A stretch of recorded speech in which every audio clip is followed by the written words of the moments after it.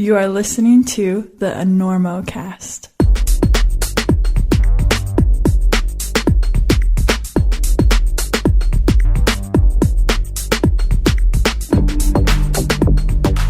You know, it'd be great if we could all climb free and naked as wee little spider monkeys, leaping and bounding up rocks with nothing but our birthday suits and belief.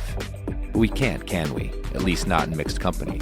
So when it's time to gear up and protect your sensitive bits on the next adventure, please consider that Black Diamond Equipment has been supporting the Enormocast for 6 years, nearly from its inception. BD had faith in the project as soon as they got wind of its enormous stature, and they've been helping melt the cheese on the delicious ear burger that is the Enormocast ever since.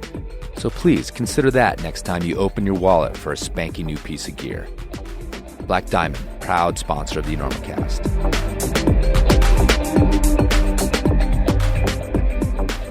Listen, where are you playing in town? Are you playing here? We're doing the Enormo Dome, whatever it is. It's terrific. Oh, It's yeah, a big house. We place, sold that it out. side of town. That's a Very big nice. place. You sold What's it that, out. 20,000 seats? We really should.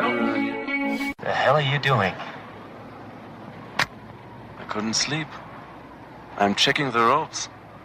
There was a frayed end on your rope, and I'm cutting it out.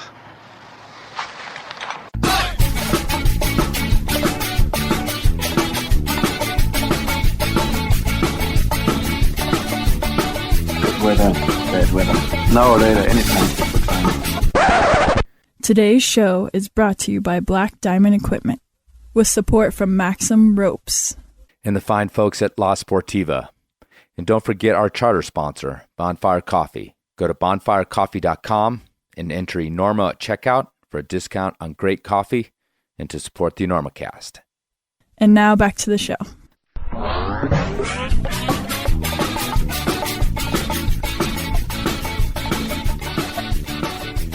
Hello and welcome to the Enormocast. This is your host, Chris Kalous. It is about 10:30 on January 7th, 2018. Happy New Year, everybody. Someone just suggested that I start saying the year on these things, which never occurred to me 6 years ago that I would still be doing this thing. So, yeah, maybe time stamping the year is also important for future generations. This is episode 143 of the Enormocast, a conversation with my friends Andrew Bisharat and Steve Dilk, and this is an old school Enormocast, a panel discussion. We sort of tentatively called it TAPS, also known as Kill Your Daisy Chain. And we just sit around drinking whiskey and talking about some things in climbing we wish might just go away. And this is a long one, so let's get right to it with this small, quick disclaimer. Remember, climbing is free and wild, and you can do, act, wear whatever you want, as long as you don't put others in danger with your antics. And please, plant your tongue firmly in your cheek for this one. The TAPS edition.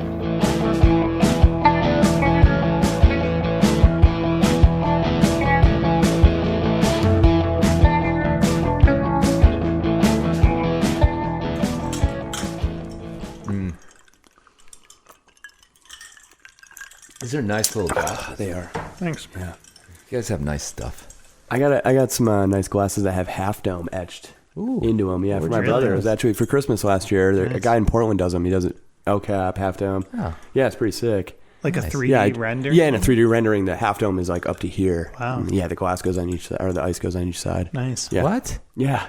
Oh. Yeah, I drink the whiskey to the top of half dome. Oh, you mean it's like poking out? Yeah, it's up. It's like 3D printed, but in glass or etched or whatever it is, sculpted. Huh. Yeah, it's my go-to. Does whiskey he glass. just do those monuments, or does he do a bunch? He does of a bunch of them. Yeah.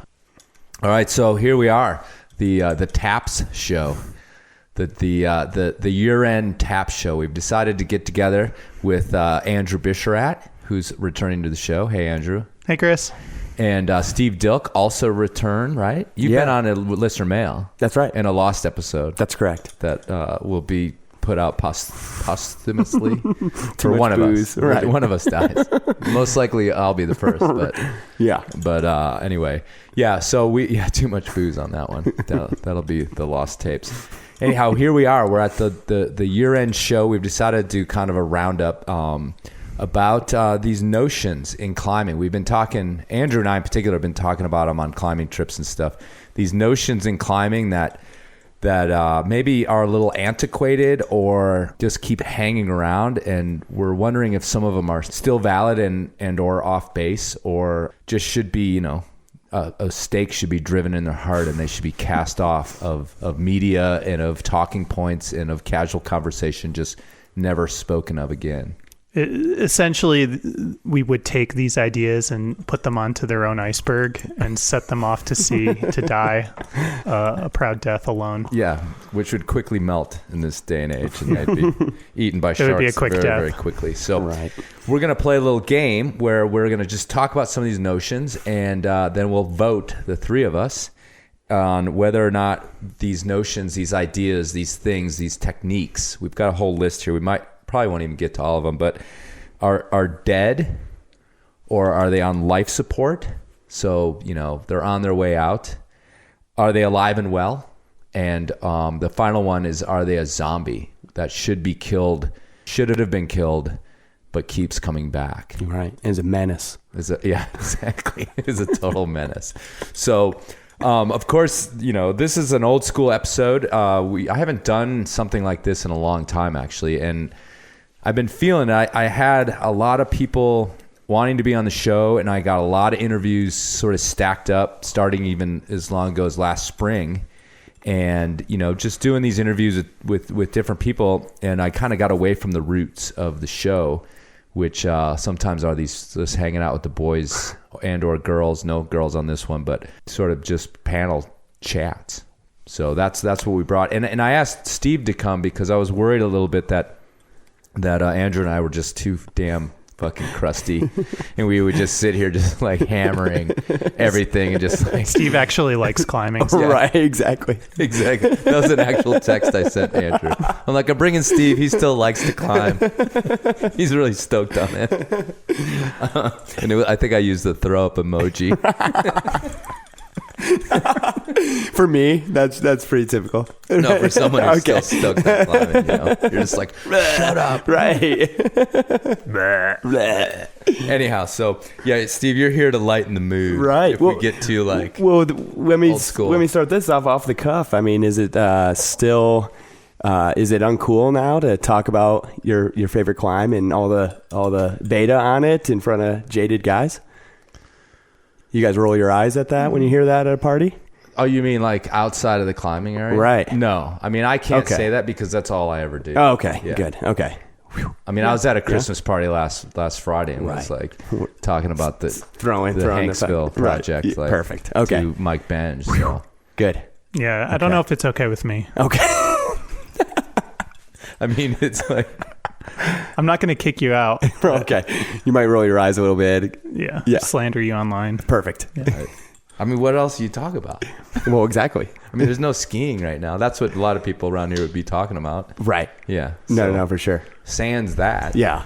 I don't know. I mean, you don't want to talk about politics. No, certainly not. Mm-mm. I hiked to a crag and went the wrong way and climbed a shale face and skied down it a little. And I said that was my first ski run of the year. Nice. Yeah, it's great. Okay, so you guys ready to get started? Let's do this. Totally. Let's open with the one that we actually kind of got this idea from. It's this idea that it's been around as long as I've been climbing. So, 25, 27, 28 years, however long that's been. And I think it's been a thing that was, even pre the discovery of America. I think like this kind of thing was like going on at least between the British and the French for hundreds and hundreds of years, this idea. Although, I don't know, we might throw... are we allowed to throw the British in with Euros? They don't like that. I don't know. I don't How does actually Brexit factor into that? Well, not continental, right? I'm getting ahead of myself. This notion is that Europeans, Euro climbers, can't trad climb, and that they if they show up in a place like Yosemite or they show up in Indian Creek or whatever, they might be able to climb 514, 515 sport climbing, but the typical forum post is, yeah, but let's see him climb a 510 crack. Right. Or let's see him climb an off with. Right. That kind of thing. Or like kind 511 off with. Yeah, exactly. Or 5.9 plus.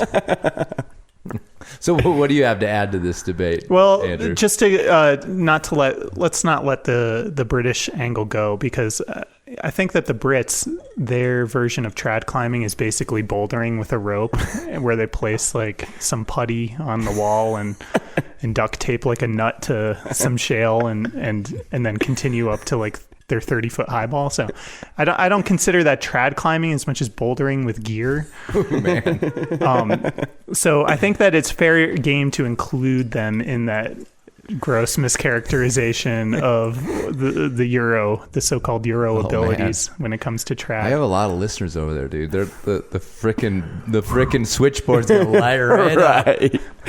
Totally. But yeah, I think that this, as you pointed out, this is an idea that is probably rooted in the 80s when the French, especially the sport climbers, came to the U.S. Right. They did who was it who climbed the first 14A on U.S. soil? Was that JB? Yeah, Turbo. Wasn't it right. to bolt or not to be? Mm-hmm. Yeah. That's exactly right. Yeah, and so there's this idea, I think there's always this like intercontinental conflict or competitiveness. And so I think that we have great cracks here. You know, Americans are proud of our cracks. You know, we've got our trad climbs. So that it became this source of like national pride that we're the better trad climbers, but they're better at sport climbing. Sure. And so I think that's where that is really rooted from. I mean, it was it's always been a defensive posture is what it is, you know, because it's like, well, at least we got this. Yeah. Right. And and on like there's always been this kind of problem where you've got the same grading system for both. And, you know, while the grades in sport climbing were skyrocketing, even now, I mean, a 513 trad climb is still like up near the top. There's not that many 514. So I think it was a big defensive posture when sport climbing, before it was even here in the United States, are a big deal. And the Frenchies were just killing it over there. But I'm going to disagree with you, Andrew, on your characterization of the British. I just want that on record. Because, I mean, you know I also have been astounded, like, you know, when the camera pulls away at some of these Gritstone Crags, and I'm like, what? It's only that big? I've never been there, and I'm sure that I would be demoted to full top rope hero. You're going to get punched in the face. Yeah, right. Yeah. I can't fight, and I can't trad climb very well, and I'm not even good at bouldering, so I'd be pretty much screwed. But nevertheless, the reason I disagree is because if we want to get serious about the notions of trad climbing, you know, what we believe here in North America, the Americans and the Canadians, you know, our legacy in that is from the British. I mean, that's where we learned this idea of what trad climbing was supposed to be, which is a whole nother topic, but it's not just placing gear. There's a whole approach to it that was sort of invented. And this rivalry, this idea, this defensive kind of posture began with the Brits, because the same thing was happening. The Frenchies in their tights and, you know, their little pretty, you know, guys like Edlinger, Patrick, they were like dancing up these little climbs on their tippy toes and their fingers, ballet like was his whole notion. And the British were just like, well, you know, screw them. Like, we've got these nails hard, scary trad climbs. Well, it also is this whole world. It was this whole scene where it was all about traveling to another country and showing the locals that you're the best. I mean, Jerry Moffat wrote a whole book about this where he was like, I'm going to America. I'm going to climb all the hardest routes on site. And I'm going to show them who's their daddy. Dude, Henry Barber. In the Henry Barber. Exactly. Right. In Australia. Yeah. And even, I mean, this is divergent from the trad climbing thing, but even in the sport climbing world, there was Yuji and Francois Legrand who came to the U.S. on that whole tour to, climb all the hardest sport routes. That idea that I'm going to go to another country and just take a piss on everyone's project is, I think, like a firmly entrenched part of our history. And I think that's where that defensiveness comes from, which is we are better at trad climbing, or we are better at sport climbing, or we have the best this or that. But anyway, all that to say, well, real quick here, and we'll move on in a second, but what is our evidence, if there is any, that we should play taps for this particular notion that the Euros can't trad climb? For me, it's one. Well, I have two actually. One, Adam Andra coming to Yosemite without doing the requisite 2 years of internships on the crags to learn the style there, and just going right on up the Dawn Wall. Two would be Paul Pritchard's exploits in the Torres de Paine. I love his book. Was a deep play, and that dude could definitely climb crags. Yeah. See, I'm gonna for my part of this, I'm the Brits are not included in. Oh, okay, yeah. Because when I talk about Euros, I'm talking about continental. Yeah. Sure, yes, sure. Yeah. So, but Andra does fall on that. For sure. Yeah, totally. Right. My big one's always been the Hubers, man. Oh, of course. They came to Yosemite and tore it up. Within minutes they were like, oh, I can crack climb, and then they proceeded to, although it had been free climbed twice, El Cap, in 15 or 20 years, they basically kicked the door in and said, you guys are like slacking, and there's plenty of places free climb up there. So, I mean, that really, I think, is when the stake started to be driven in the heart of this notion. Yeah, but the notion that Euros can't climb persisted on for many years after the Huber brothers came and dominated. The Huber brothers almost became Americanized. Like they became like Alex or Arnold Schwarzenegger is like American. It's like they became part of our culture and scene because they were, in part because they were just so friendly, and like, I kicked it with them in Camp 4 many nights and drank beers with them, and they didn't feel like standoffish Euros or something like that. But I think in recent years, we've seen many Europeans come and dominate on El Cap. And it's just gotten to the point where it's like that. If you're on a forum right now and you're typing, let's see these sport climbers come and do a 5.9 hand crack. Right. You should, that you need to stop that. Let's just put that down. Right. How about a 5.14 stemming corner on Copperheads on El Cap? Like, how do you pronounce? Is it Verhoeven? Jorg Verhoeven. Yeah, so Jorg Verhoeven and Barbara Zangrel, Babsy. They what have they done? They just did Magic Mushroom Second Ascent. Right. They did. What have they done recent? They've done the Zodiac. They've done. Have they done another one? No, they did the Zodiac. Jacopo and her did Zodiac, but they just did Magic Mushroom, which is like, by all accounts, like super gnarly. I mean, it's Dawn Wall-ish. It's just probably not as sustained. Sure. Tommy told me it was the hardest thing he'd done up to that point, harder than the dihedral wall. Damn. Yeah, so it's gone. Yep. Yeah. So. Yeah. All right, vote. Dead. Yeah. Super dead. And if you're on a forum talking like shit about how they can't climb cracks, like, honestly, sometimes your average Joe comes and he or she has some trouble for a few minutes. Right. But it's like even Nina. Oh, Nina. Caprez. Nina Caprez, Saeed Belhaj. Yeah. List goes on. Yeah, it's dead. Anyway, it's dead. Just give it up. It's dead. Moving on. Americans are very much not better than Euros in most things now. Okay, so next one. We want to actually talk a little bit about a handful of cliche photos that just, I don't know, in this day and age of like instant media and everybody being able to post their pictures, there's a few photos that I think we could do without, or maybe we can't. Maybe we just love them. I don't know. But my big one, I mean, you guys, look, if you're following any other Enormocast media, then you know that I've got quite the thorn in my side about the Scarface with 6 shooters in the background shot. Look, it's cool. There is this like great pedestal. You can get a straight across shot, like.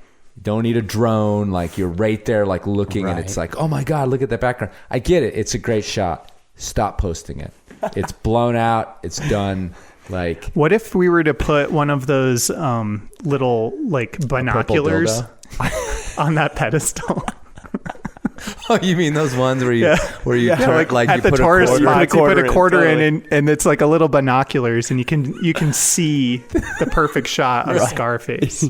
six shooters in you the back. move it to like the line. You line up the two lines, and it's like there Totally. it is. Yeah. Exactly. It's just like the only fenced off area. That's a good idea. Yeah. I think it's in Bears Ears. Well, that's this jogged my memory, Chris. That was the link I sent you. It was a New York Times cover article of the Bears Ears controversy, and it was that shot. Well, I'm sure, but there was no climber in it. It was, really? the dude climbed that, shot it to the six shooters, and I was like, "Hey, Chris, check out." You mean it was photo. just a picture of the crack without a climber? Yeah, with the six shooters. I guess that's sort of novel. Exactly. Yeah. He was up there at like 4:30 in the morning, sunrise. Exactly what it had. Yeah, there's like 400 people coming charging up. Yeah, right. Oh God. So keep them coming. I love these photos, folks. I just send them to Chris. What was yours? Yeah, there's a couple photos that I think have gotten cliche and should be put to rest. And I think one of my pet peeves right now is the gear laid out photo. So your gear is perfectly laid out on the floor, and you're going somewhere cool, and there's so many hashtags, and just like, and it's nobody packs that way. Right. Well, in defense, I've gone on expeditions. I've taken photos. I've gone the Conrad journal every single fucking detail, and I've done it for memory's sake. I certainly have never posted it. Ever. Sure? I probably should. I'm going to dig these out. That's why you have like 50 followers on Instagram. Right. I actually bailed off Instagram, but you did? I'm done. What? Well, due to recent circumstances, I just cut the whole ripcord. Oh, right. Yeah. On social media. Yeah, exactly. I'm off the whole thing. Yeah, but you did seem sort of like more happy than I'm you have in the so past. stoked. Yeah, exactly. Life is glow spin. to you. Life is really good. Yeah. Not as much dopamine from that stuff. My brain's a little more active. The anger one. Your eyes are less sunken. Exactly. But so for record keeping, for your expedition skills, that photo should be taken. In my experience, don't ever fucking post that thing. Right. It's not worth it. No one gives a shit. Real quick, about what those are a ski few poles. other ones? A couple other ones that come to mind are the cliche El Cap or nose in a day photo. So recreating the classic John Long, Jim Bridwell, Billy Westbay photo.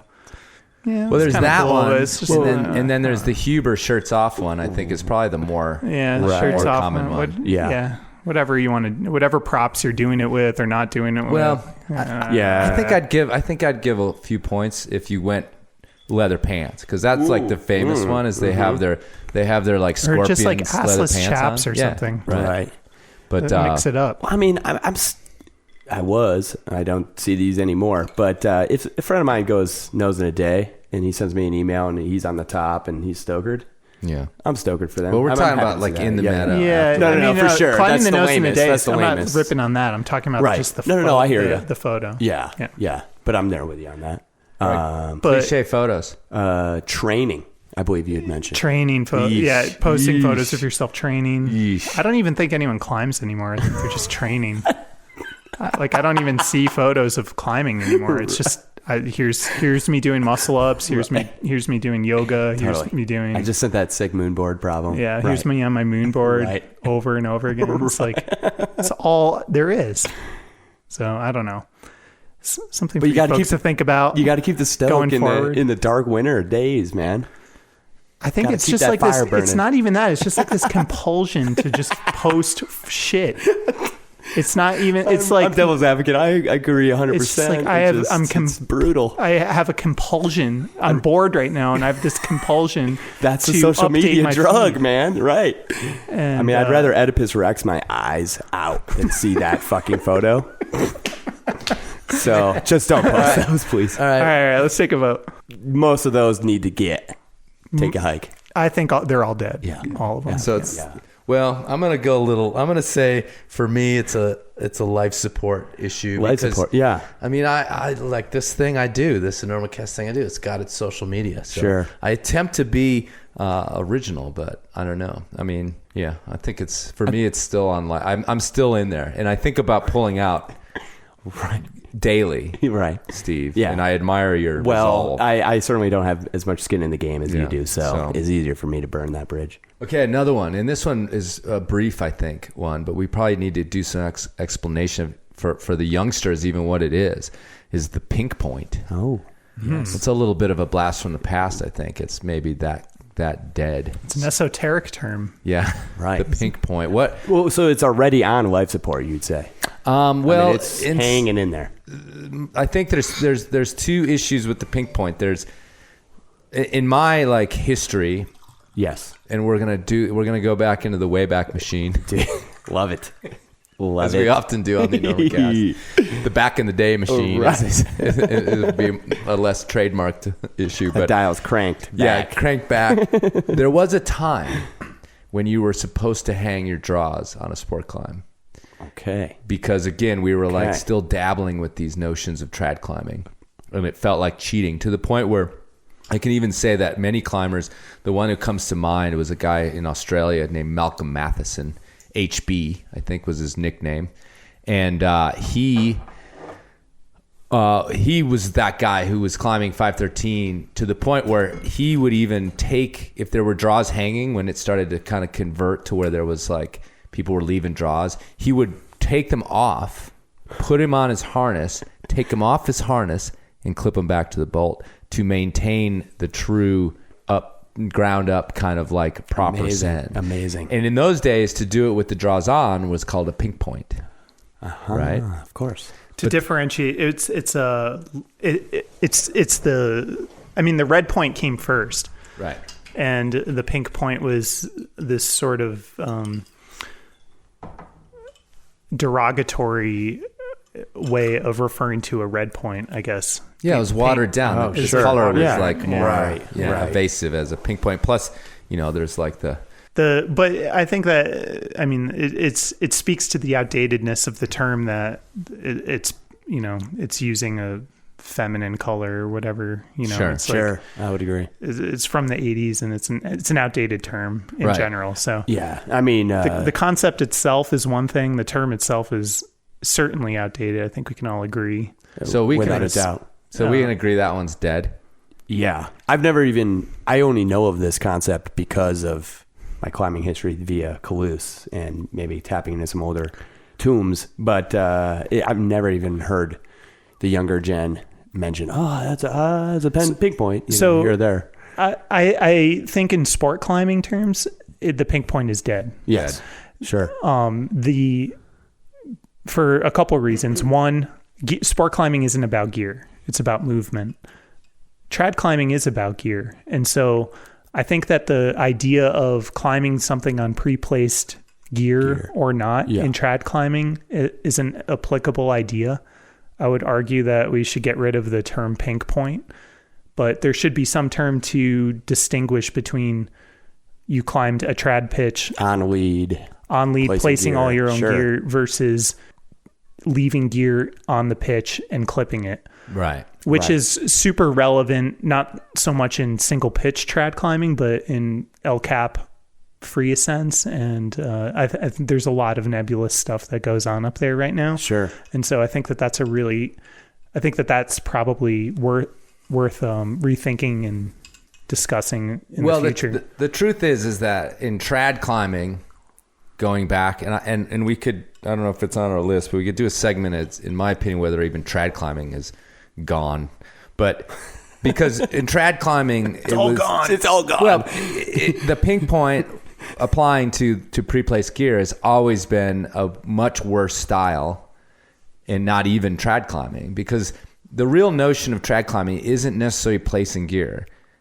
It's your approach, and the approach is ground up. Yes. And that's the real basis of trad climbing, is that you go up there from the ground, and obviously it destroys that notion if your gear is already up there. Right. You went up there and put the gear in, and now you're going up. Now it all gets played with, but I think pink pointing on a gear route is still a relevant notion in terms of you really ought to make sure that that's apparent when you claim an ascent, that the gear was there. But a trad ascent, not a sport ascent. That is irrelevant. Ascent, right. Yeah. But you're absolutely right. And that's why I think this one's kind of weird, because I think it's dead, because like you just said, these notions up on El Cap of what gets freed, we always look at El Cap as a trad climb just automatically. Yeah. But definitely, you can watch the videos, like stuff's hanging, it's ready to go. I mean, and not just every fixed single pins. video of any person free climbing El Cap, they're climbing with like a draw and like a number 9 nut and like 1 TCU or something. Right. It's like, it's like when I climb I never really El Cap, thought of that. It does not look like that. It's 100% correct. Yeah. I've seen a couple pictures of Tommy with like a fucking huge rack. Yeah. I saw his picture of the gear laid out beforehand. Did he? No, I'm just kidding. Under Scarface. Tommy doesn't do that. Tommy don't. Yeah, he was on Scarface. Tommy they're like triples. A triple number 5. Exactly. Right. All right. So okay. So let's do pink pointing for sport climbing. I vote dead. Done dead. It's dead. Yeah. Okay. So come on. Pink pointing as a term.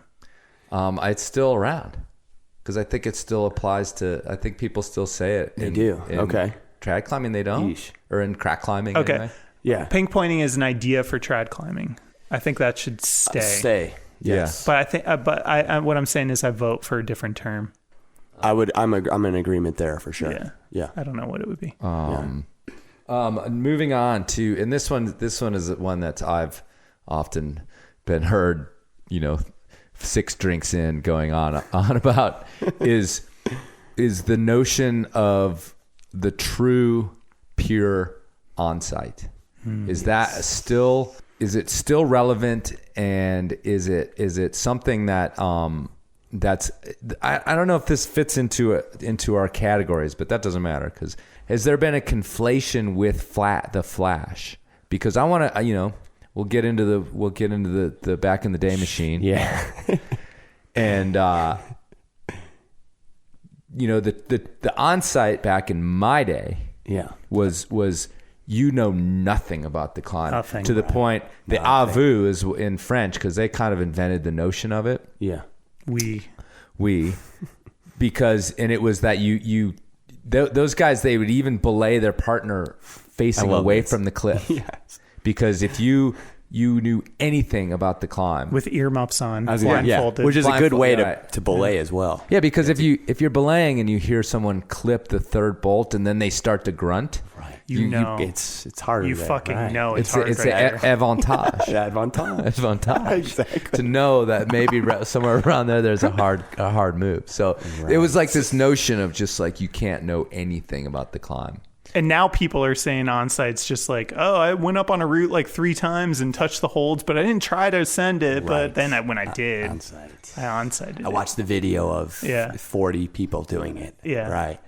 Yeah, you can't know any beta. I mean, for the longest time, I had flash and on-site completely intermixed, and I just used them interchangeably. Don't give a shit, really. Like, I climb at such a low level, I just didn't really, no one gave a shit. I didn't give a shit. Didn't matter. I think Chris actually corrected me once and gave me the entire history of on-sighting, because then that's what it's like to hot out. That's what it's fucking like to climb with me, by the way. Which is awesome. Just so you know. Yeah, right. It's just like, oh God, here's another history lesson. Fucking Grandpa Chris. Exactly. His toddler was on my lap and he was giving me the history. In 1984. Exactly. Jackie Goodoff, or whatever his name is. So then, understanding that there was a pure idea of the on-site, and from more of an alpine background, like that's where I see it. Like, you go to a mountain, you have no fucking clue what the hell is going to happen. Like, that doesn't happen in sport climbing. Right. Guaranteed. Like, even my good friends and partners, like, will try to, quote, stay away from the climb. But, I mean, they've talked to tons of people and know the beta. Right. It's not there. I think that the point of this conversation is people need to be more cognizant of the difference between those two. Yeah. And the terms themselves, flash and onsite, are very much alive and should be preserved. I couldn't agree more. They shouldn't be conflated to the degree that they have been. I interviewed Adam Andre this summer, and he had some very specific ideas about what constitutes an onsite. For example, you can inspect holds using binoculars, but he says that doesn't help. How powerful are those binoculars? But you cannot climb into a tree to look at holds. This is awesome. Why not? I don't know. I'm just telling you it is real. Sorry. Right. If you lower off of a route adjacent to the route you're going to on-site, you're not allowed to look at the holds from the top down. See, that would be back in the Frenchie right. thing. Yeah. But I think the Frenchie thing, they would let you look at it with binoculars too. Oh, is that right? But not climbing a tree with binoculars? He allows, to go back to the pink pointing thing, Andre allows draws to be hanging, and that's okay for that to be considered an on-site in a sport climb. Oh, yeah. You can climb the tree and look, but you have to cover one eye. So you have no one depth hand, perception. one eye. You have to be eating a banana while you do it. The other thing he said was, if you do a route that's an extension, the extension has to be one full number grade harder than the route below it for it to be an on-site. So if you climb, if you're doing a route that you've done before, and the first half of it is, let's say, 13A, sure, and then there's an extension that's 13D, yeah, and you on-site that's not an on-site. Don't count. But if it's 14A, that is an on-site. Because it's one full number grade harder. There's like equations for involved. that, for that whole next section. All right. But so in your experience, that concept is very much alive. They're like very cognizant of it and aware of it and trying to play with it. Andra has developed these rules for himself, and some of them are what he believes are appropriate. Sure. And some of them are based just on history, and he's taken bits from the people French he's interacted with and sure. mentors he's had and the history books that he's read. So he's an expert in this field. So I think it's worth paying attention to what he says. Yeah, totally. Right. Well, anyway. I would also say, I would argue it is alive even in our beloved Rifle Canyon because, again, aforementioned friends will just completely stay away from climbs. Mm-hmm. To preserve, as they power up, to preserve that for an attempted pure on-site. Right. If someone tells you beta, or you watch a video of someone climbing the route, that's done a flash. Yeah, that's what I mean. It's done. Right. But I think where most people go wrong. And that's exactly in my head where I went wrong. I was like, well, I know somebody told me about that. Yeah, you deserved that big, long lecture Chris gave you. You deserved it. Every single goddamn second of it. Bisharat, 110%. 110%. All right. What's your vote? This is ambiguous, too. I think it's on life support. I think it's above life support. I think there are people who actively go after it and ought to preserve the things. Now, I guess the question is the on-site in its truest form still around? It's on life support. I say it's on life support only because there's so many people who are confused by it. But we can bring it back. Part of it is this educational episode that you all are listening to right now. Right. So listen to this 3 times over the next week. Take notes and listen to it, and we can save on site. It's like it may happen in the truest form. Right. In the truest form, and no advantage. Nothing. I think it's gone. But is it? All right, moving on. Yeah. Moving on. That's my vote. Yeah. Let's see. All right, let's do the daisy chains. Daisy chains, man. Oh, the daisy chain, the chain it up. The sort of hobby horse of the Enormocast. I just can't. I can't tell you this. The daisy chain shots. Well, they aren't actually quite as they don't elicit as much email and anger as Cedar Wright. Talking about booty shorts, but it's a close second. People they love their chains. They love their DCs, and there's 2 issues here. There's the daisy chain itself and what uses it should be used for in rock climbing, and then there's the putting it through your legs. And I'm just gonna say that that putting it through your legs, thong style, thong it up, storing it that way is, in many ways, if you're going to use a daisy chain, we'll get into that in a second, the best way to store it practically. Okay, you're right. It doesn't. You think so? Well, if you wrap it on your waist belt, and then it gets in the way, you're clipping it and stuff like that. But what if it's under your gear? Yeah, it works. But all I'm saying is that, and I've said this before on the shows. It's terrible. It's just dumb looking. Okay, it'd be like, the most practical thing to do is everywhere you drive, you should wear a helmet.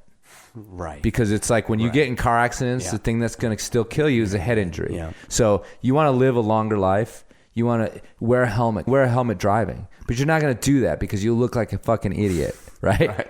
So it's the same thing. But that's not even a good example because the daisy chain serves no functional purpose. Here we go. Boom, we're in it.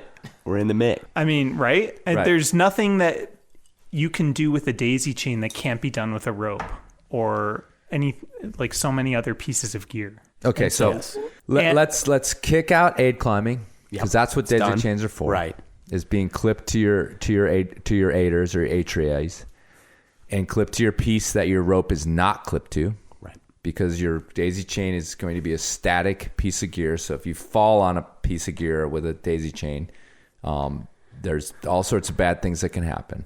So aid climbing with daisy chain is not what we're talking about. We're talking about free climbing with daisy chain, and even more specifically, sport climbing with a daisy chain. The only function that a daisy chain serves is to let me know who not to climb with. Okay, but let's get practical. Yeah. Here's my big thing about the daisy chain is, like Andrew was starting to say, whatever few things that you can do with it, you can do with something else, and it's more often misused than it's ever used properly. You don't want to clip into a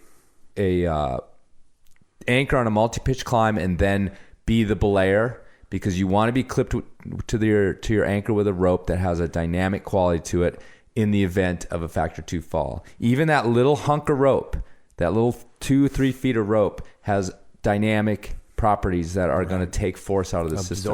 Absorption. Yeah, you're saying if you're clipped in with the rope, the dynamic climbing rope, yes, as opposed to a daisy chain. As opposed to a daisy chain. Yeah, exactly. So you shouldn't be using it to clip to a multi-pitch anchor. Right. Okay. You also, I see this happen when we were just in Kolob Canyon. I watched this from above. Absolutely. This young woman climbs up, and then she's going to clean the anchor, and she's got her daisy chain. Right. Problem with daisy chain, it's a single point. Right. Okay, so she's got 2 bolts side by side, clips into one of the bolts with her daisy chain. Okay, and what happens after that? What do you do? Right. How do you equalize? How do you clip to the other bolt in a manner that's even remotely equalized with the daisy chain? You know what she did? She just didn't do it because she didn't know what she's doing. So anybody ever climbing Kolob Canyon, old bolts in sandstone, right? And there she is clipping to one bolt, and she unties. Yeah. And then whole rigmarole. Then she feeds the rope in and wraps off, which is another topic. Another topic. 20 minutes from now. Exactly. And so here's this thing: is where these folks that are actually primarily sport climbing, it doesn't work to clip into 2 bolts with a single point, whether it's a PAS, P-A-S. What is that? Is that right? Personal anchor system. Yeah. Metolius. Any of these things that have this like single point nature, you can't do what you need to do when you're clipping to 2 bolts to clean the anchor, to tie through, or to rappel. And that's like the thing I see the most. Is well, it's so enticing. There's all those clip-in points, Chris. Right. It's so enticing to use them all. It seems like so functional. It's just like, oh, that car has 10 wheels. I'm going to drive that because it's got more wheels. Or, it's like, it just doesn't even make sense, but it kind of makes sense when you see it. And you're like, oh, I'm just going to put that on my harness. I could clip in here. I could clip in there. Could do it everywhere. Could be just like, and that's where everyone goes wrong. Well, then it's also user friendly, like you said. Just the clip-in points. It's boom, boom, boom. There's a whole bunch of them. There's a whole bunch of them. Well, and that's what happens is you'll be clipped to one, and that's the one your weight's on, and then people will just like dangle the upper loose dangler will go on the other one, right? So it's like you're not even sort of equalized, right? Now, the argument is, and I've heard it, is going to be like, well, there's one thing that people do is that they extend their rappel, which is a common way to rappel. Instead of having your rappel device on your harness, you extend it. Oh, yes. It allows you to do these different type of backups more effectively. And then the other one is clipping in on a descent, right? So you're going down the climb and you don't have your rope to clip in with because you're rappelling. Right. But again, a lot of times you have this problem where you're talking on like an alpine climb or a multi-pitch or a climb? multi-pitch climb. Okay. Yeah. And my argument is that yes, you don't have slings already with you, right? Yes, there are those times you can use a daisy chain. Yeah. But you've been carrying your daisy chain with you for the last like 12 hours up this climb, so you can use it in those two places where you can easily use a sling that you have. Exactly. And you have all your slings because you're descending. You're not using them on the lead. Right. And so you sub in a couple places and you get rid of any usefulness of the daisy chain. And it's just kind of, again, you've been carrying it around for these like couple times in the day that you're carrying it all the time. And it's and then, like you said, it eliminates the problem of where the fuck do you put it. You don't have to put it between your legs because it's not there at all. You don't have it. Right. It's gone. It's at home with your Jumars and your aiders. So that's like really what it comes down to. Yeah, folks, you just need to chain it up in 2018. Just chain it up. Yeah. Chain it up. Yeah. Take it off your harness and put it in the garbage. Right. Unless you're an aid climber. Right. Exactly. Which you're not. Right. You're not. Exactly. However, this thing just won't die. It won't die. It's a Hydra head, man. Yeah. Okay, let's do a vote. Do a vote. What is this? It's zombie. Zombie. It's a total 100% fucking zombie, man. I mean, I know we're supposed to vote and then move on to the next topic, but I mean, Black Diamond, who makes and sells daisy chains. Right. So they really actually have a financial vested interest in the continued misuse of the daisy chain because they're going to sell more daisy chains. Right. They keep putting out videos and studies and things about like how to get rid of the daisy chain. They're like a heroin dealer telling you like, this is probably going to kill you. Exactly. But here you go, buddy. Right. Want another one? And they come back. Right. We were just in collab. Yeah. They were everywhere. Yeah. Right. Being misused. All right, send your emails, chris@enormocast.com. I'll forward them to these guys. Yeah, right. So the daisy chain. There was a brief mention in there about one of the uses for the daisy chain is to tie through, or like I saw this young woman rappelling, setting up to rappel. And the interesting thing about the Kolob Canyon is that all those routes are super steep. Right. Now, she had followed it, and so she wasn't going to be required to pull the gear on the way down, take the quick draws off because she'd cleaned them on the way up. But had she decided to rappel off and needed to clean those draws, it would have been impossible. Right. And that's the next topic is rappelling off of a sport climb, rappelling off of a sport anchor, and where that exists in our climbing psyche at this moment. Yeah, kill it. Yeah, I say. Oh boy. Yeah. Is that one of the categories? No, I don't know. It's like hunting it down and like dead. It needs to be killed. It's alive. It's so alive. It's super and it alive. Needs to be so okay, dead. there's a new category. Yeah, it's so alive. Hunter, and it needs seeker, to be death. So dead. Yeah. Yeah, this is like an alien predator situation here. Yeah, I think that wrapping off of a steep sport climb to clean your draws is the dumbest thing you can do, and it's ineffective.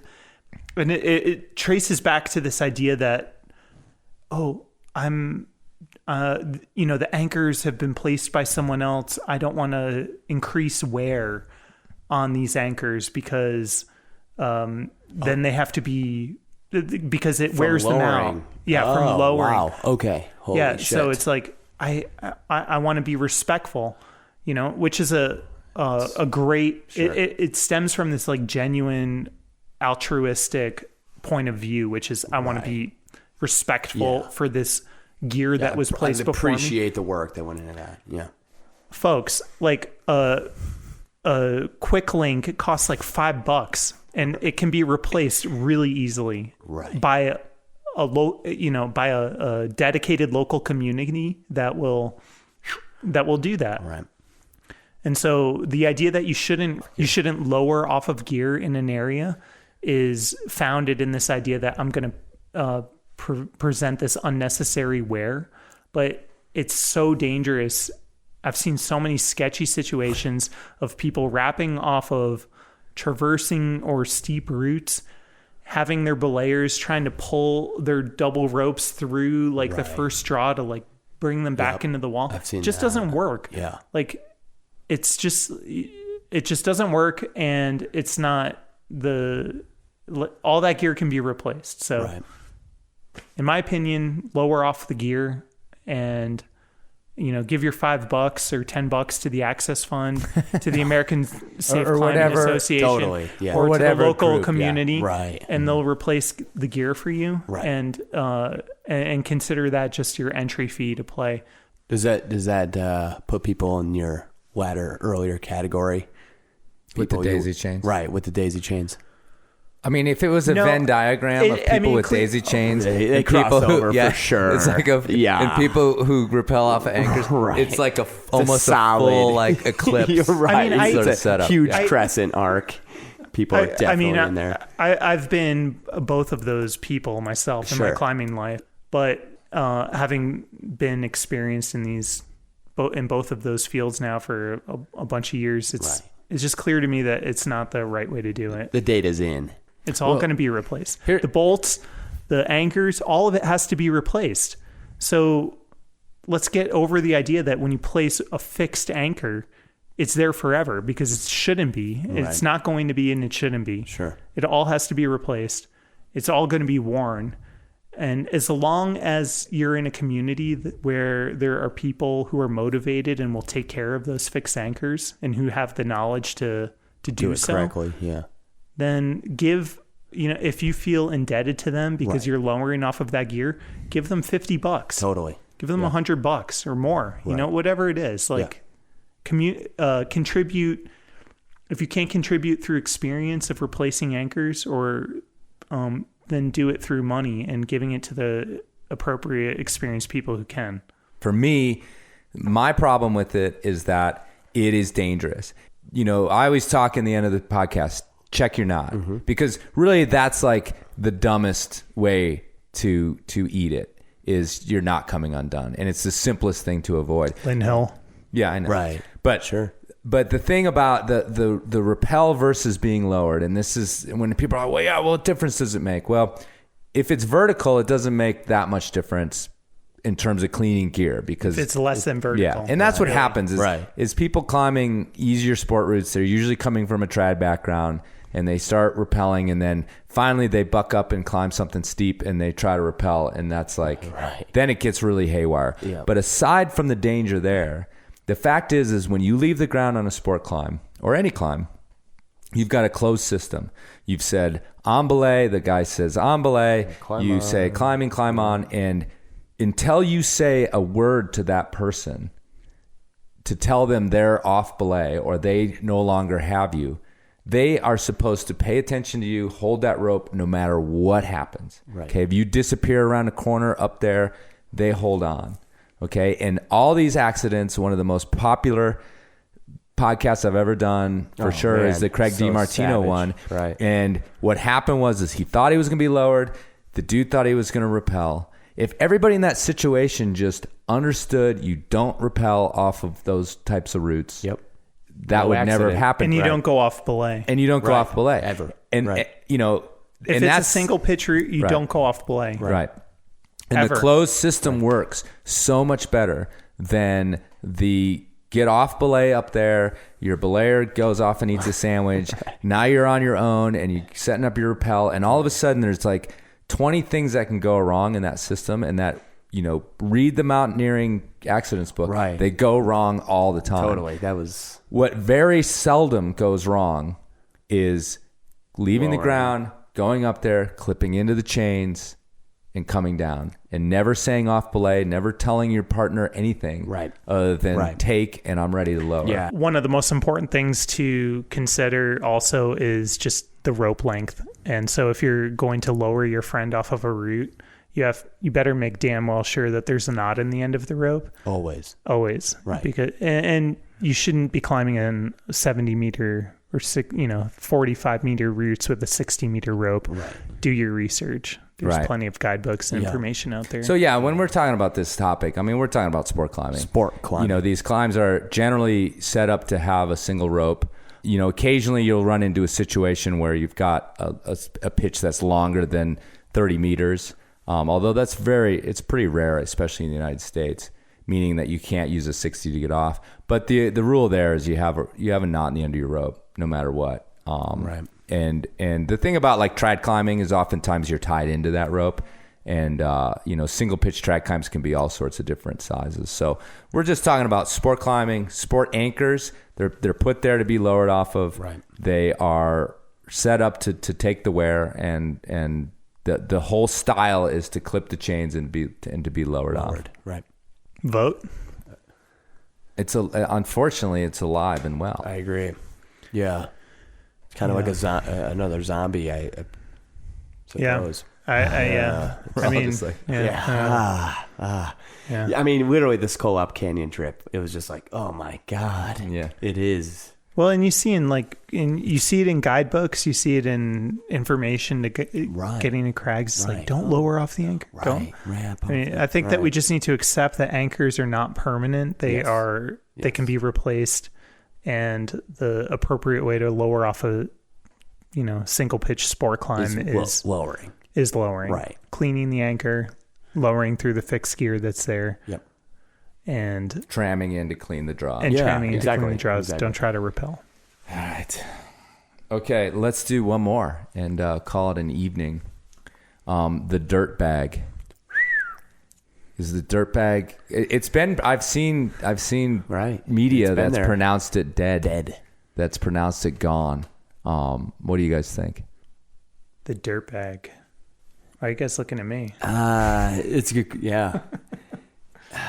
I'm looking out. I'm thinking the dirt bag, the true no future, living in a car, no job, eating salt packets and oyster crackers, living in the skull cave, dirtbag.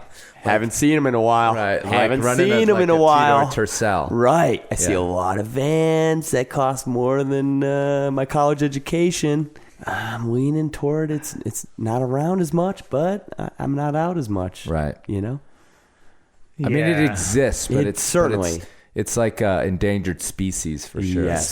It's the heart and soul of our sport. It certainly is. It's like living simply, all of that, but it just doesn't square with what you see with people. That's my experience. And their lavish, the lavish lifestyle and expenditures that they spend on themselves creating that lifestyle. Right. So I'm going to live so simply. I'm going to be a dirtbag. I'm going to be a climber. I'm going to spend $100,000 to do it. Right.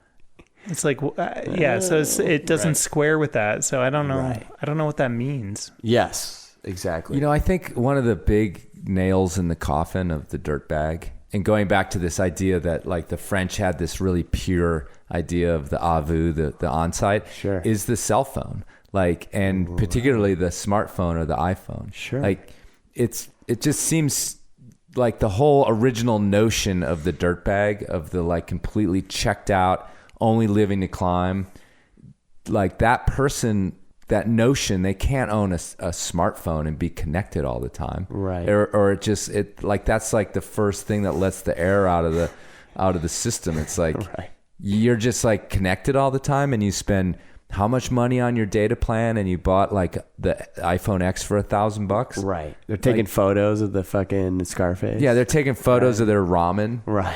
Like look how dirtbag I am. I'm eating this ramen. 2 paragraphs of hashtags. Yeah, hashtags. No one understands. What's the ramen company, that like Munchin or whatever? Yeah, the Munchin. Right. I mean, I think the deal is that if you are posting photos of yourself and you're hashtag blessed, you're out, and you're happy. I mean, the deal with dirtbagging is that you're not fucking happy most of the time. Right. You're actually like suffering. You're pretty aggro. You're like, this sucks. Yeah. But I'm getting to do something that I'm making a visible sacrifice. Like I'm aware that I could easily kind of attain, but instead I'm giving it away. I'm a monk. I'm going to the rock. Yeah, there's like this asceticism that I associate with it, but Me too. It's like that has been. I think where it went wrong is the idea that dirtbag is happiness. You know, it's like it's not happiness. I like that idea. It's like this is like suffering. Right. Actually, it's like you shouldn't be posting photos of yourself like being hashtag blessed. Right. You should actually be too bitter and miserable. To even do that. Yeah, I don't know if I agree with that. That's like the true soul of dirtbag is like you are suffering and this sucks. Is that what the literature backs up though? I mean, it seems like the literature is this mythos of just all is well in Yosemite and we just climbed every day and then hung out with topless chicks and took drugs. You and meet any of those guys. You meet any of those guys. Right. From Bridwell to Backer, you know, to all those guys were there's a fucking dark really current. Pissed off. Yeah, sure. They were. Or they are still. Right. Yeah. Yeah, but I think that there's an arc and that there is a sweet spot in it. And I hear from people all the time that it's having a trust fund and getting a sweet Springer. I just heard from a cat today, an email that he was like he'd moved into his car and he was like super stoked, and it was an Impala. Nice. So that's proud. Nice. Yeah, and he'll know just because I said Impala, he knows what I'm talking about. I can't remember the name because I just read it today, but yeah, he's like in his Impala, and so good engine though. Those things go fast. Really? Yeah. So he's like, I mean, and obviously he I can't totally. I mean, I brought up the iPhone thing because it, you know, just again this myth of it. Right. It like puts a hole in that, but you can't begrudge in this modern day an iPhone because, I mean, do you know what I mean? So I think that a lot of times when you talk about someone like a Bridwell or even our friend James, you know, Lucas, like of course, he went over. Well, he went over an arc, and I think that with dirtbagging, with most people, there is a few years if you can pull it off, that can be idyllic in a sense, you know, because I've done it. I mean, I lived in my Toyota truck, not for years, but for months and months. And it has you sometimes are like, fuck, it's cold and I haven't showered in a while, but generally like the notion of peace and kind of enjoyment is, you know, much higher percentage of it.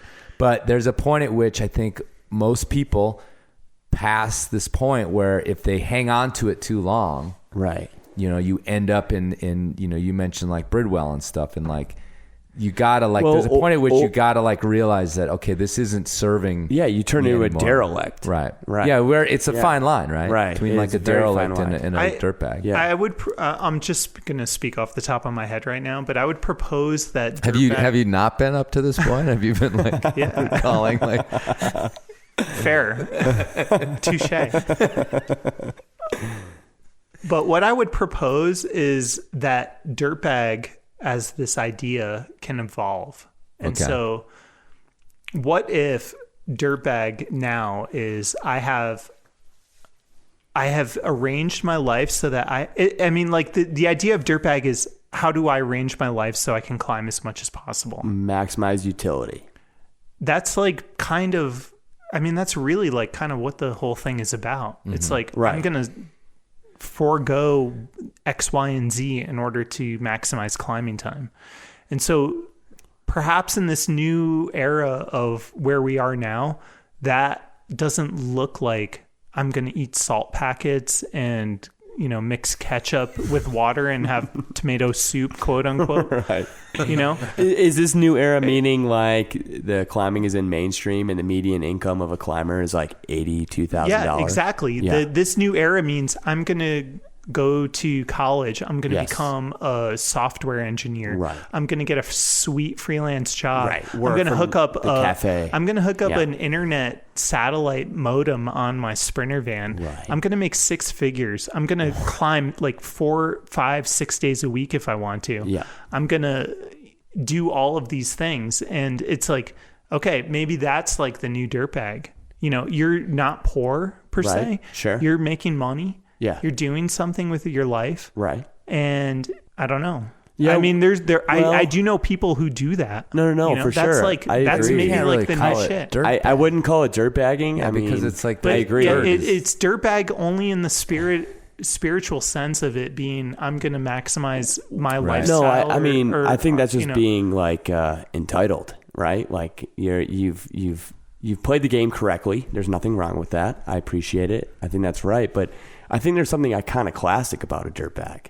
They fucking jar you when you see one, and when you're not a dirtbag, you're like, oh fuck, like that guy's dirty. That guy or gal is fucking living it, right? Yeah, the problem with that is this romanticization of the idea of it, and it leads so many people down a false road. I couldn't agree more.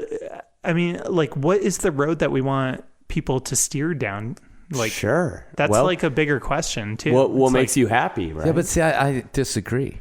I'm disagreeing again. Yeah, because I mean, I really think that steering a person down that road, can be a super positive thing, because I think it's becoming even more important that, someone tries to like cast off all this crap that we're surrounded with and force themselves to like, to live in a way that live frugally. Yeah. And again, I just feel like the idea that you can do it your whole life is like, that's the dangerous thing. Right. Because I do agree. You should know that you can sustainable. You should know that you can like not shower for 60 days in a row. Mm-hmm. You should know that you can live, that if all else fails in your life, if your career as a freelance writer, in my example, completely fails, which it might in the next year, I can always go live in Yosemite. And like climb and like live on ramen packets and like because that's the thing is like I know that because I live that and I've done that, and so I have that background, and it's empowering to me now to not do that. Yes. Does that make sense? Like, it's like another concrete example was I'm a huge Star Wars nerd. New movie came out and I was watching some promo videos. This is a little roundabout, but I'll get there. The celebrities of the movies were putting their hands in a box, and they had to kind of guess what was in there, and they were being like chicken shit about like feeling a snake and shit. And I was just like, dog, if you'd ever dumpster dived, like that ain't nothing. Like, get on in there. You could just jump into some fucking biohazard. Like that. Yeah, no, totally. You're not like, getting biohazard. It's like when you watch Survivor, right? And you're just and that's no big deal, you guys. Like, exactly. At least it's not fucking snowing. Exactly. If I'd been in there, I'd just grabbed that snake and just chucked it. Like, what's next? Right. No, but I think that like that. I mean, you're like. Giving the roadkill, like it's cool to eat roadkill. Like it can be. Though. I've seen dirtbags. Yeah, I was gonna say it totally can be there, Andrew. I've eaten roadkill with Mason Earl. Mason, you remember that? Check. He was the one. He was the one. Him and his buddy harvested it, but I chowed. Yeah. I mean, if you have some skills, that's and that's the thing. It's like Mason Earl. He's like like one of the guys I remember like hitting or seeing in Indian Creek long past my dirtbag days and being like, yeah, these guys are legit. And Brad Gobright was there too. Right. But again, both of them, they evolved and they moved on. And the thing that I just was thinking about is how difficult it is to actually be a really good, accomplished climber if you're living like that.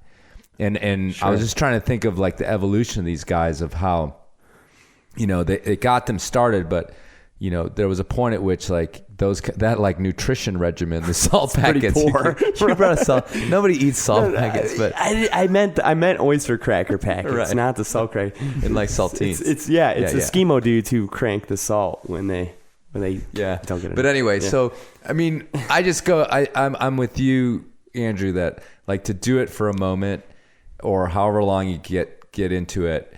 Is like can inform the rest of your life. You can think of it, but there's a point at which you cross this threshold, and you have to be like cognizant of when you've crossed it, or you can quickly become miserable, like holding on to this idea. That's always was as great as it was. That's so smart, because what you just said undermines the idea of the trust funder dirtbag, because you don't learn anything from that. Mm-hmm. Right. If you have no safety net, If you're actually out there doing it, right, and you're not going to get bailed out, and you don't have a Sprinter van to go home to, right, like a fall could be bad. Yeah. I mean, that's where it gets really real. Right. And it's like, I'm either going to, and that's why it sucks. That's why I say it sucks, is because that was my experience. Like, I was in a Nissan Sentra, sucking ass. Like, and I was like, this sucks. Like, yeah.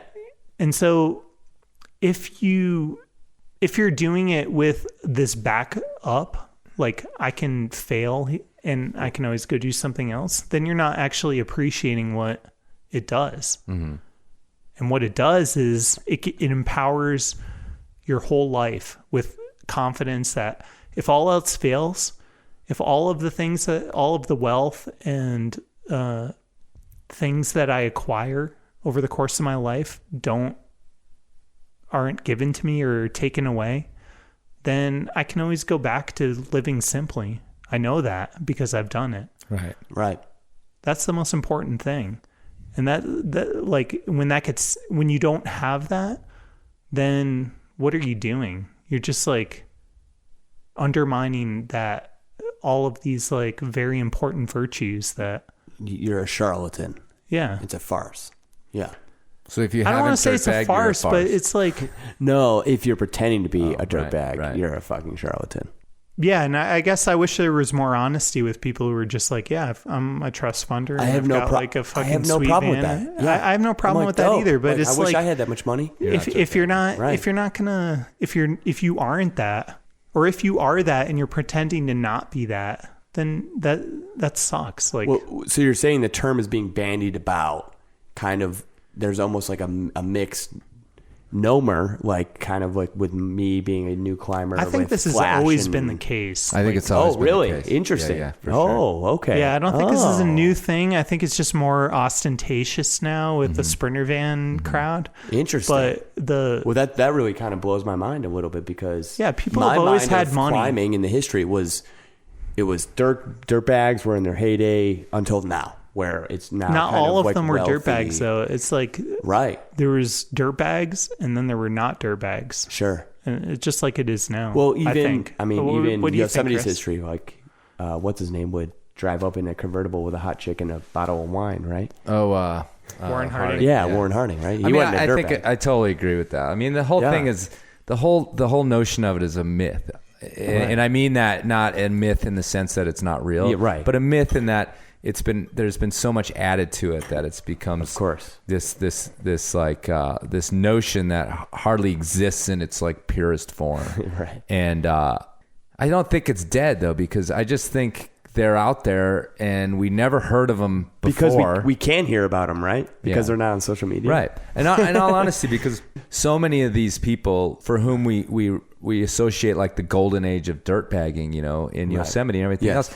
It's suspicious because so many of them went on to be, professors and doctors and like boutique owners. Yeah, and boutique owners and like huge business owners. And now, one of them is a billionaire that's fighting with Donald Trump, right? Right. So then you're just like, well, how deep were you? Right. Like, yeah, totally. Because the truth is most of the dirtbags, they dirtbagged and then you never heard of them. Right. And you're still not hearing about them.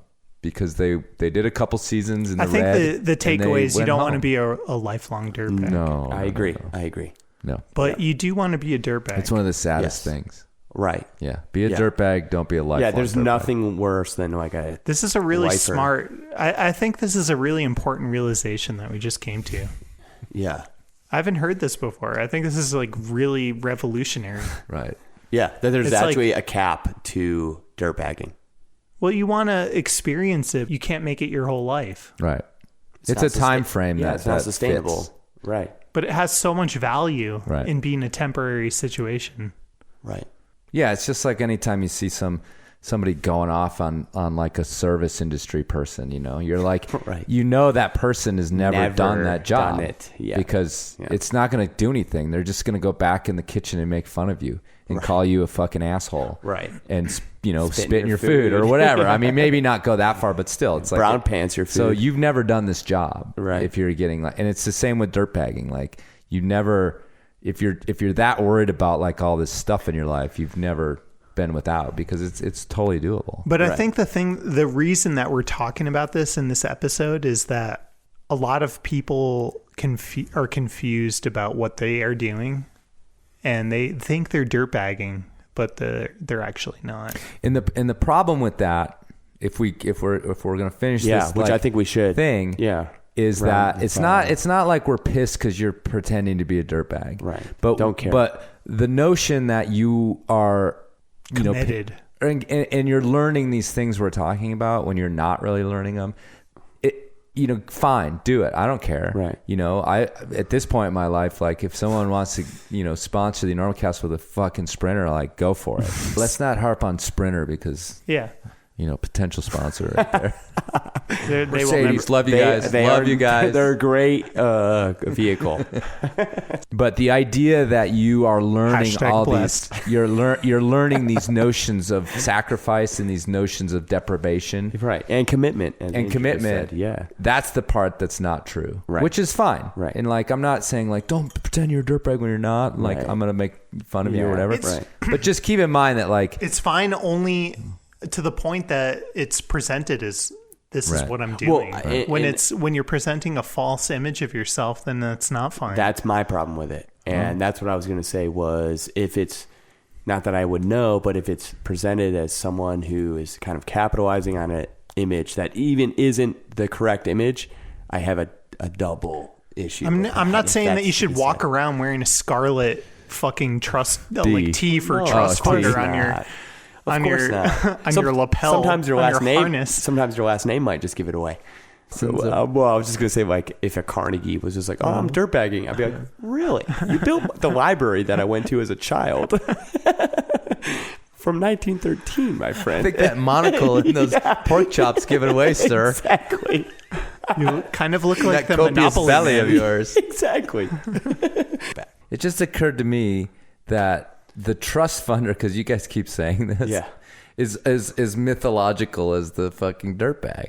Like, is there really that many people with literal trust out there, like climbing their lives away in Sprinters? Yes. Oh, okay. I'll let Andrew answer that. Yeah. I don't know. People's fiduciary. I think so. Fiduciary. Thanks.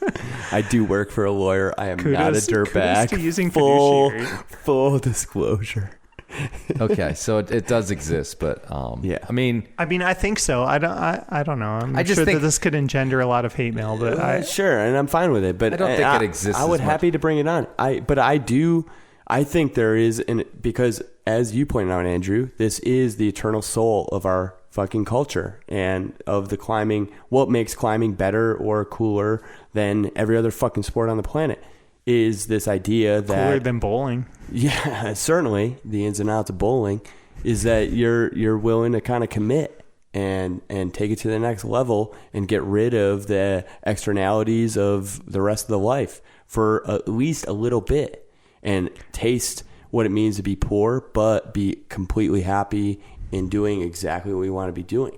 I think there's value in living simply from an environmental and ecological point of view.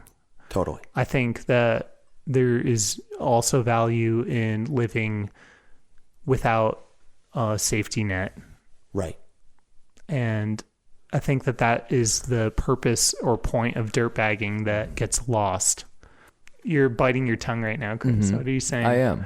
Well, the problem is, and I go back to this trust fund thing, is that, and what you're saying is, it's part of the myth, because when I was dirtbagging, quote unquote, I'm not a trust funder. Right. But the fact is I'm, a middle class white kid from a family that has money enough that like I had a safety net, and climbing is populated generally by those people. And somebody out there is right now like also chomping at their imaginary microphone because they're like, look, I really was this person. Like, my parents couldn't come and get me. Like, the truth is if shit hit the fan in Moab when I was there, a phone call and mom and dad, even in my 20s, because they're my parents, can, get me out of a pinch. Sure. Send me $5,000 and like, or come get me in the hospital, or all these sorts of things. So back to the safety net notion. I mean, how many dirtbags you think, in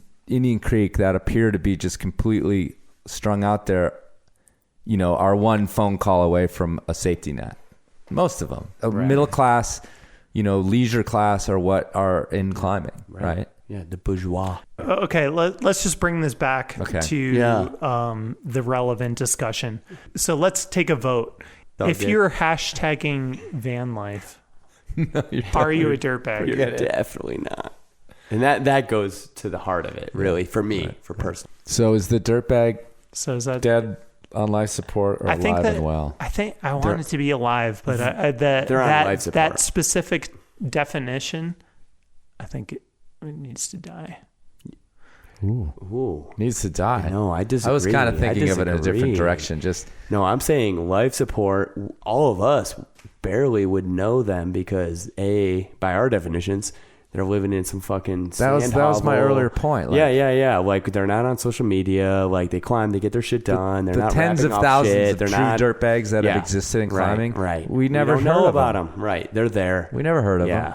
Yeah. I'm saying life support and keep it on. You're out there, brothers and sisters. All right, life support. You've convinced me. Life support. Keep it on life support, and I think it's just simply a matter of literally, we can't see them because they are literally being blocked by big white vans. Like, you literally cannot see their fucking Tercel because it's surrounded by vans. I drive an 86 Camry and this does happen. Yeah, it does. You're just like, did I park on here? Shit, I lost my car.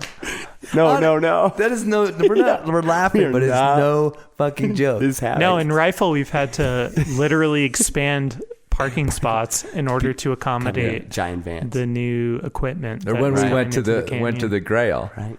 Yeah, that's and right. There was like 12 Sprinter vans in a row lined up, and there's just like a couple cars, just like it's dwarfed. Yeah, totally. Yeah. All right, well, that's a wrap, boys. That's it. All right. Yeah, I don't know. There's gonna be some serious probably editing. people punching the dashboard of their cars right now as they're driving, like swerving, like, I love my daisy chain. You son of a bitch, you elitist prick. Look, we're just having a debate here, having some fun. So if you have 2 cents to put in, remember, you can go ahead and hit me up at chris@enormocast.com. Thanks, Andrew Bisharat, for coming on the show. Thanks, Chris. And thanks, Steve Dilk. Always thanks, Chris. Keeping it real. Yeah, man, totally. See you at the next lander.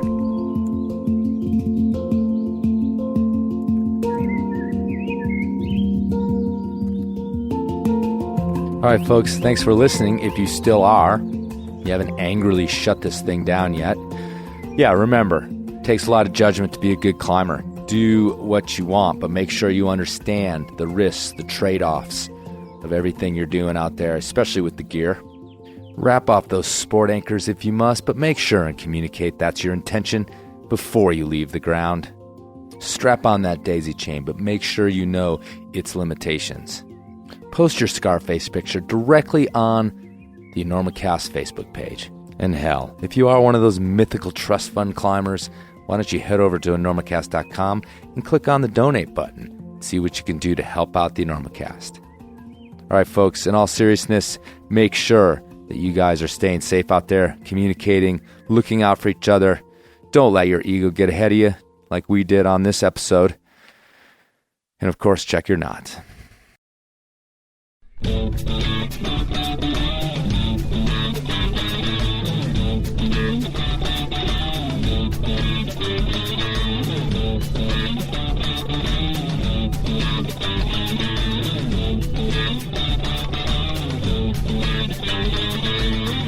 Prepare to die, Powers! Use the machine gun!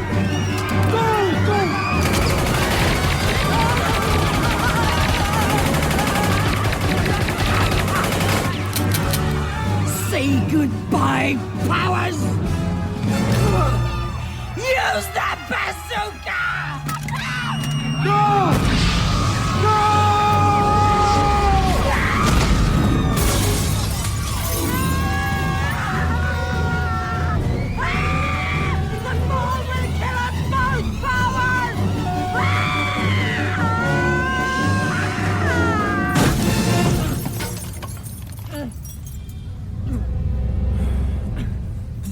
Can't win, Powers. Why won't you die?